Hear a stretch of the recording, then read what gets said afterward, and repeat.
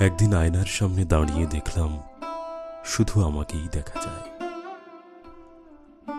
আলোর প্রতিফলন প্রতিসরণের নিয়ম না জানা আমি সেই থেকে আর কোনো দিন আয়না দেখি না। জননীর জৈব সারে বর্ধিত বৃক্ষের নিচে কাঁদতাম যখন দাঁড়িয়ে সজল শৈশবে। বড় স্বাদ হতো আমিও কবর হয়ে যাই। বহুদিন হলো আমি সেরকম কবর দেখি না। কবর স্পর্ধিত সেই একই বৃক্ষ আমাকে দেখে না। কারুকার্যময় চারু ঘরের নমুনা দিয়ে একদিন ভরা ছিল আমার দুরেটিনার সীমিত সীমানা। অথচ তেমন কোনো সীমাবদ্ধতাকে আর কখনো মানি না। কি দারুণ বেদনা আমাকে তড়িতাহতের মতো কাঁপালো তুমুল।